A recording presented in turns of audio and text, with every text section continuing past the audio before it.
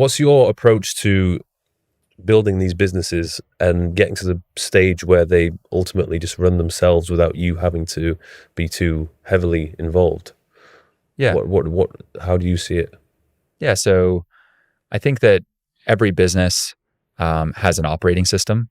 And so when I'm building a business, I like to take a systems approach to everything that I'm doing. So hiring people is a system, recruiting people, there's a system, onboarding people, making sure that you have all of the systems across your company all documented, so that people aren't just coming on board and, trying to figure out what the heck is going on because the house is a mess, having everything nice and organized. I like to have every single task that are like the core tasks in the company all documented properly, having proper Loom videos that I'll film around those given tasks so that there's just a proper training portal for like everything that we do. And that kind of continuously being built out so that there are playbooks for every role, documentation of each task, videos on how to do those things, so that when someone comes in a sense, they're almost going through like an internal university that we have in the company to kind of like learn the ropes fast, versus having to kind of constantly ask people and figure things out. And so by no means is everything documented, but we certainly take pride in kind of, along the way as we learn new things and as we implement new processes, we document those things.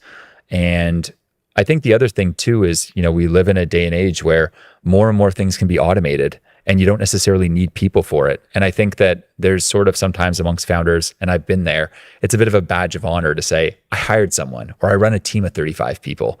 Whereas I think we live in a day and age where you should ask yourself before you're hiring, how could this be automated? And do you really need someone for this? Or is this like a task that can just be automated so you don't even need someone for it?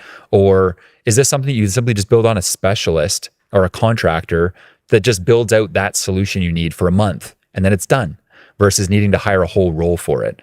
And I think the thing to be conscious of is you let your team grow too big too fast and you quickly are running a pretty chaotic spot, and so making sure that all the roles there are conscious roles. You're running a business that is tight with like a lean, mean team of weapons. And everything's documented. You have great systems in place.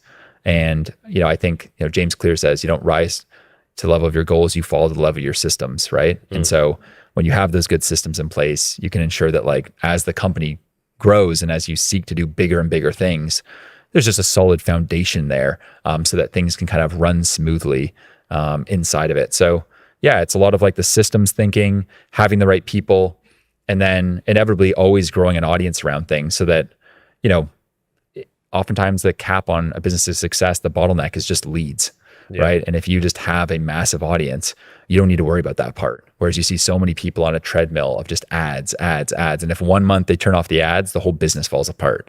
And so, having that kind of content, that audience as part of everything I build day one, is definitely like a superpower and strength and kind of competitive advantage that I always seek to have in any industry that I compete in.